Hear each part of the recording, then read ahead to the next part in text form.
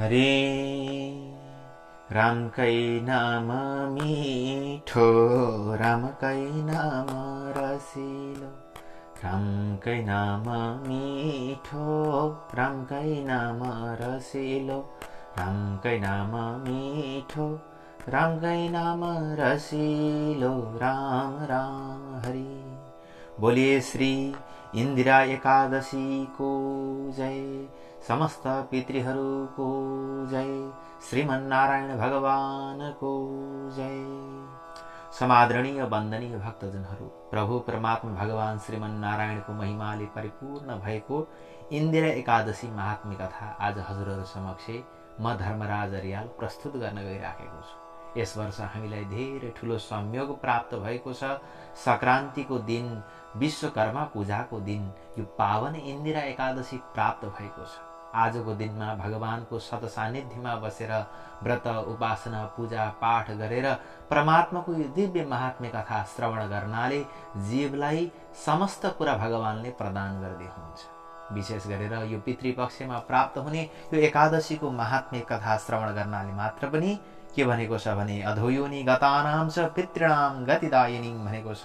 कोही पनि पितृहरू अगतिमा परेका छन् भने यो कथा श्रवण गर्नाले श्रृणुष्वावहितो राजन कथां पाप हराम पराम भनेको छ। अर्थात् सुन्नाले मात्र पनि हे राजन समस्त पापहरू हरण भएर जानेछन्। यस्याः श्रवण मात्रेण वाजपेय फलम लभेत भनेको छ। वाजपेय यज्ञ गरे बराबरको फल प्राप्त हुने दिव्य महात्म्य कथा रहेको छ। आउनुहोस् सबैले प्रेमपूर्वक श्रद्धापूर्वक यस्तो पावन दिनमा यो एकादशीको महात्म्य कथा सागभर पूजा उपासना व्रतका साथमा सुन्नु। अरू केही नसके पनि यस दिनका दिनमा यो कलियुगमा हामीले यदि यो कथा मात्र पनि सुन्छौँ भने भगवानले हाम्रा पितृहरूको उद्धार गरिदिनुहुनेछ। साथमा हामीलाई भगवानको आशीर्वादका साथमा पितृहरूको पनि आशीर्वाद प्राप्त हुनेछ र हाम्रो जन्म जन्मान्तरको यो मानव जीवन सफल हुनेछ। आउनुहोस् प्रेमपूर्वक भगवानको प्रार्थना गरौँ, त्यसपछि दिव्य कथामा प्रवेश गर्नेछौँ। ओम श्री गणेशाय नमः। गजाननं भूतगणादिसेवितं कपीत्थजम्बो फलचारुभक्षणम् उमासुतं शोकविनाशकारकं नमामि विघ्नेश्वरपादपङ्कजम्।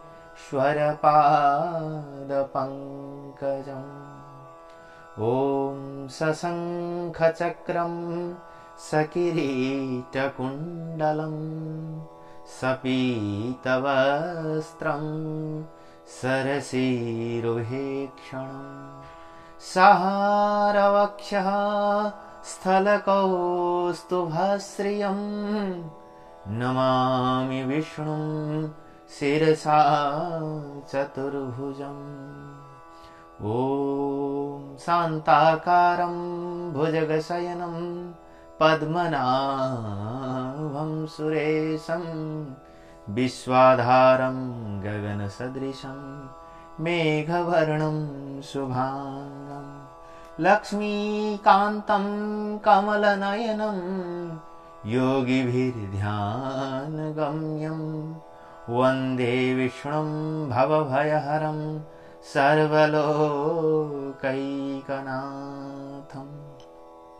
ॐ देवताभ्यः पितृभ्यश्च महायोगिभ्य एव च नमः स्वाहायै शोधायै नित्यमेव नमो नमः। नमः स्वाहायै शोधायै नित्यमेव नमो नमः। ओम श्रीमन्महागणाधिपतये नमः। ओम श्री सरस्वती देव्यै नमः। ओम श्री नारायणाय नमः। ओम श्री मातृपितृचरणकमलेभ्यो नमः। आवैत पूजित देवी देवताभ्यो नमः।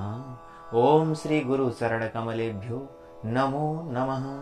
ओम नमो भगवते वासुदेवाय। अथास्मिन् कृष्ण एकादशी व्रतकथा प्रारभ्यते। युधिष्ठिरो उवाच कथयस्व प्रसादेन ममाग्रे मधुसूदन आस्विने कृष्णपक्षे तु किम नाम एकादशी भवे।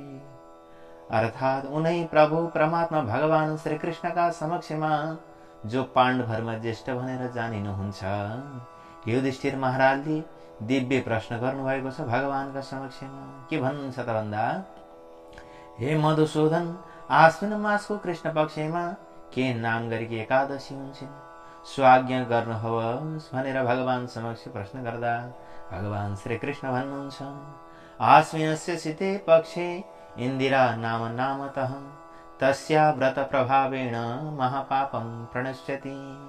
भगवान जो अनन्तका कारण हुनुहुन्छ, अनन्त दयालु हुनुहुन्छ, भगवान मधुसूदन श्री कृष्ण आज्ञा गर्नुहुन्छ, आश्विन मासको कृष्ण पक्षमा इन्दिरा नाम भएकी एकादशी हुँदछन्। त्यस व्रतका प्रभावले ठूला ठूला पापहरू नष्ट हुन्छन्। हे राजन, पापहरूको नाश गर्ने भएकी तथा पितृहरूलाई अधो योनिबाट उत्तम गति दिने कथालाई सावधान भएर सुन्नुहोस्। श्रीडस्वावहितो राजन कथाम पाप हराम पराम। अधो योनि गतानां च मैले अगाडि पनि भने पितृणां गतिदायिनी। हे राजन, पापहरूको नाश गर्ने भएकी तथा पितृहरूलाई अधोगतिबाट पार गराइदिने वाली यस्तो दिव्य कथा सुन्नाले मात्र पनि जीवलाई वाजपेयी यज्ञ गरेको फल मिल्दछ। पहिले सत्ययुगमा शत्रुहरूलाई दण्ड दिने एकजना राजा हुनुभयो। पुरा कृतयुगे राजा बबुव रिपुसूदन। ती यशस्वी राजाको नाम के थियो भन्दा इन्द्रसेन थियो। इन्द्रसेन इति ख्याता पुरीम माहिष्मतिम प्रति। ती राजा महिष्मतिपुरीमा धर्मले प्रजाको पालन तथा राज्य गर्दथे। ती महिष्मतिपुरीका राजा पुत्र पौत्र तथा अन्न धनले सम्पन्न र मेरो भक्ति अर्थात विष्णुको भक्तिमा सदैव रत हुने गर्दथे, लागि पर्ने गर्दथे। महिष्मत्याधिपो राजा विष्णु भक्ति परायण। यस प्रकारले अध्यात्म विद्याको चिन्तन गर्ने, मुक्तिलाई दिने गोविन्द भगवानको नाम जप गर्ने गर्दथे। केही काल व्यतीत भएपछि के भयो त भन्दा, एकस्मिन दिवसे राज्ञी सुखासिने सदोगते।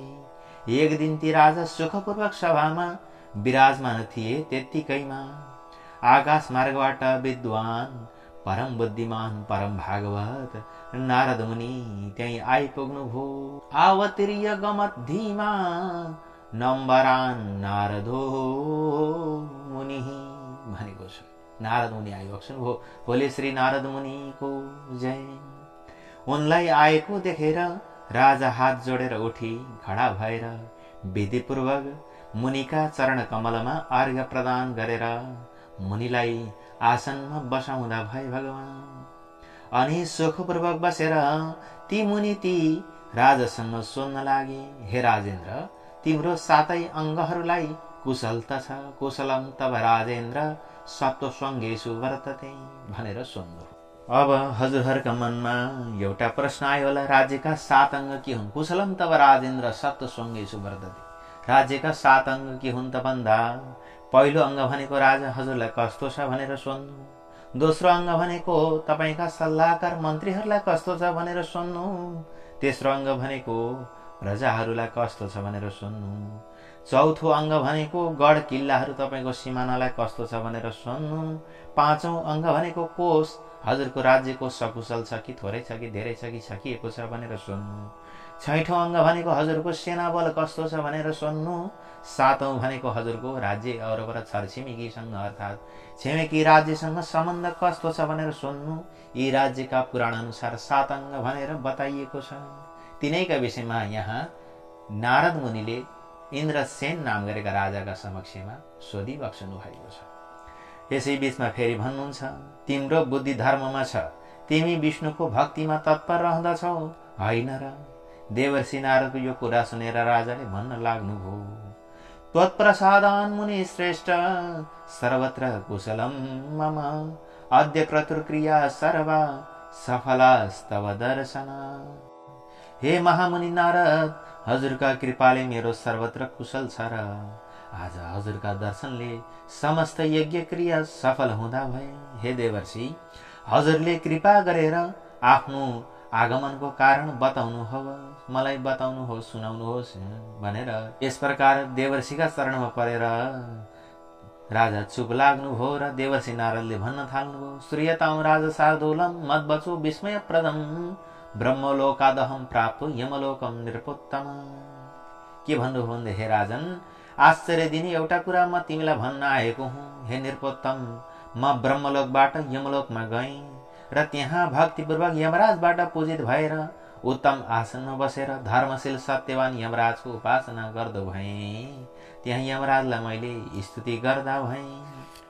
यस प्रकारले त्यसै यमराजको सभामा धेरै पुण्य गर्ने तिम्रा पितालाई व्रत भङ्ग भएका पापले त्यहाँ नरकमा बसेको मैले देखेँ। हे राजन, उनले जो सन्देश भनेका छन् त्यसलाई म तिमी समक्ष सुनाउँदछु। मलाई देखेर तिम्रा धर्मात्मा पिताले केही सन्देश पठाउनु भएको छ राजन, म त तिमीलाई भन्छु, ध्यान दिएर सुन। उनले भनेका छन् कि महिष्मतिपुरीमा इन्द्रसेन नाम गरेको राजा छन्। इन्द्रसेन इति ख्यातो राजा महिष्मति प्रभु। हे ब्राह्मण, हे ऋषि, उसका अगाडि भन्नु कि पूर्व जन्ममा कुनै विघ्न भएका कारण म धर्मराजका निकट निवास गर्दछु, अर्थात् नरकमा निवास गर्दछु। हे पुत्र, इन्दिराको व्रतको दान दिएर मलाई स्वर्गको प्राप्ति हुने उपाय गराऊ। यो उनको सन्देश मैले तिमीलाई सुनाउन भनेर यहाँ आएको हुँ। स्वर्गम प्रशय माम पुत्र इन्दिरा व्रतदानतः भनेर आज्ञा गरेका छन् तिम्रा पिताले। हे राजन, आफ्ना पिताको स्वर्ग प्राप्तिका लागि इन्दिरा एकादशीको व्रतलाई तिमीले गर्नुपर्ने भएको छ। त्यसका प्रभावले तिम्रा पिता स्वर्गमा जानेछन्। तेन व्रत प्रभावेण स्वर्गम यास्यति ते पिता। तब राजाले भन्छन्, कथयस्व प्रसादेन भगवान् इन्दिरा व्रतम विधिना किन कर्तव्यम कस्मिन् पक्षे तिथौ तथा। राजाले भने, हे भगवान, हे ऋषि, कृपा गरेर इन्दिराको व्रत वर्णन गर्नुहोस्। कुन विधि र कुन पक्षमा कुन तिथिमा गर्नुपर्दछ मलाई आज्ञा गर्नुहोस्। तब नारदजी भन्नुहुन्छ, शृणु राजन हितं वच्मि व्रतस्यास्य विधिं शुभं आश्विनस्य शीते पक्षे दशमी दिवसे शुभे। नारदजी भन्नुहुन्छ, हे राजन, म शुभदायक व्रतलाई भन्दछु, तिमी ध्यान दिएर सुन। आश्विन कृष्ण पक्षका दशमीका दिन प्रातःकालमा श्रद्धापूर्वक स्नान गरे पश्चात मध्याह्नको समयमा नदी आदिमा स्नान गर्नु। फेरि श्रद्धा तथा वृद्धिपूर्वक प्रीतिपूर्वक पितृको श्राद्ध गरेर एक छाक भोजन गर्नु। के छ भने 16 श्राद्धमा 16 दिन पितृका नाममा श्राद्ध गर्ने खासमा प्रचलन हो। तर पछि 16 दिन नसक्दाखेरि एक दिन आफ्नो दिवंगत हुनुभएका पितृको तिथि पक्रेर मात्रै गर्ने चलन पछि आएको। पहिला 16 दिन पितृका नाममा तर्पण आदि कर्महरू गर्ने गरिन्थ्यो। त्यसैलाई आधार मानेर यहाँ यस्तो निर्देश गरिएको छ। र एकादशीमा प्रातःकाल भइसकेपछि दन्त धावन गरेर अर्थात् दाँत माझेर मुख प्रक्षालन गर्नु। फेरि व्रतका नियमहरूलाई भक्तिपूर्वक ग्रहण गर्नु। यहाँ यति पनि बुझ्नु कि स्नान गर्ने भन्ने कुरा हजुरहरूले बुझ्नुपर्ने हुन्छ। फेरि व्रतका नियमहरूलाई भक्तिपूर्वक ग्रहण गर्नु अर्थात् प्रतिज्ञा गर्नु कि आज सम्पूर्ण भोगहरूलाई त्याग गरेर व्रत गर्दछु भनेर संकल्पित हुनुपर्दछ। अद्य स्थित्वा निराहार सर्वभोग विवर्जित भनेर भनेको छ। र भोलि मात्र मैले भोजन गर्नेछु। हे पुण्डरीकाक्ष, म हजुरको शरणमा छु। यस प्रकार नियम गरेर मध्याह्नका समयमा शालिग्राम शिलाका अगाडि विधिपूर्वक श्राद्ध गरेर दक्षिणा सहित उत्तम ब्राह्मणको पूजन गरेर उनलाई भोजन गराउनु भनेर भनेको छ। प्रत्येक दिन 16 श्राद्धमा श्राद्ध हुँदा एकादशीका दिन पनि श्राद्ध गर्नुपर्दछ। के भनेर इत्येव नियम कृत्वा मध्याह्न समय तथा 16 श्राद्धको श्राद्ध सधैँ हामीले मध्याह्न काल पछाडि गर्नुपर्दछ। त्यसैलाई यहाँ भगवान श्रीकृष्णले युधिष्ठिरका समक्षमा बताइराख्नु भएको छ। र पितृहरूको श्राद्ध गर्नाले जुन शेष बच्दछ त्यसलाई सुँगेर गाईलाई दिनुपर्दछ। पितृप्रसाद श्राद्ध गर्नेहरूले पितृशेषम समग्राय गविदत्याद विचक्षणः इति पूजयित्वा ऋषिकेशम धूपगन्धादिभिस्तथा। भगवानलाई यस दिनका दिनमा ऋषिकेश नामले पुकार गरेर पूजा गर्नुपर्दछ। के भन्दा धूप दीप नैवेद्य गन्ध आदिले पूजा गर्नु। रात्रिमा केशव भगवानका नजिक जागरण गर्नु र अनन्तर द्वादशीका दिन प्रातःकाल भक्तिपूर्वक हरि भगवानको पूजा गरेर ततः प्रभात समय सम्प्राप्ते द्वादशी दिने अर्चयित्वा हरिं भक्त्या भोजयित्वा द्विजान्नतः। भक्तिपूर्वक भगवानको पूजा गरेर ब्राह्मणहरूलाई भोजन गराउनु, कसैले नसके सिधा दिनु, दाजु भाइ तथा छोरीको छोरो सहित स्वयं पनि मौन भएर भोजन गर्नु। हे राजन, यस विधिले जितेन्द्रिय भएर व्रत गर्नु। यस प्रकार व्रत गर्नाले तिम्रा पिता विष्णु लोकलाई प्राप्ति गर्नेछन्। अनेन विधिना राजन कुरु व्रत मतन्द्रितः विष्णु लोकम प्रयास्यन्ति पितरस्तव भूपते। यस प्रकार राजासँग भनेर नारद मुनि अन्तर्धान भए। बोले नारद मुनि को जय। ती राजाले मुनिले भनेका विधिका अनुसार नै जब आश्विन महिनाको कृष्ण पक्षको एकादशी प्राप्त भएको थियो, अर्थात् इन्दिरा एकादशी प्राप्त भएको थियो, त्यसै दिनका दिनमा अन्तःपुरेण सहित पुत्र भृत्य समन्वित कृते व्रते तु कौन्तेय पुष्पवृष्टि रबुद्दिवः। हे कौन्तेय, ती राजाले पुत्र दास र निवासका सहित व्रत गर्नाले आकाशबाट पुष्पहरूको वृष्टि हुँदा भयो, फूल वर्षिन गयो र उनका पिता गरुडमा चढेर विष्णुलोकमा प्राप्त भएर राजर्षि इन्द्रसेन पनि निष्कण्टक राज्य गर्न थाले। इन्द्रसेनो राजर्षि कृत्वा राज्यम अकण्टकम, अकण्टक अर्थात् कुनै पनि प्रकारको बाधा नभएको राज्यलाई गर्दा भएर पुत्रलाई राज्यमा बसाएर स्वयं पनि ब्रह्मलोकलाई प्राप्त हुँदा भए। बोले इन्द्रसेन महाराजको जय। राज्यं निवेश तनयं जगाम दे त्रिदिवं स्वयं इन्द्राव्रत महात्म्यं तवाग्रे कथितं मया। हे युधिष्ठिर महाराज, मैले हजुरका समक्षमा जस्ताको तस्तै जो शास्त्रमा वर्णन गरिएको छ त्यो दिव्य महात्म्य कथा हजुरलाई सुनाउँदा भए। यसलाई पढ्नाले तथा सुन्नाले पनि मनुष्य समस्त पापहरूबाट छुट्दछन् र सबै प्रकारको भोगहरूलाई भोगेर सर्वदा विष्णुलोकमा निवास गर्दछन्। पठनात् श्रवणात् चास्यः सर्वपापैः प्रमुच्यते भुक्तेव निखिलानुभोगान् विष्णुलोके वसेत् चिरम्। इति श्री ब्रह्मवैवर्त पुराणे आश्विन कृष्ण पक्षे इंदिरा एकादशी व्रत कथा महात्म्यम संपूर्णम। बोलिए श्रीमन्नारायण भगवान को जय। इंदिरा एकादशी को जय। समस्त पितृहरू को जय। आज को आनंद को जय। वैदिक सत्य सनातन हिंदू धर्म को जय। नेपाल जननी को जय। समस्त भक्त वृन्दहरू को जय। कथा सुन्ने भक्तहरू को जय।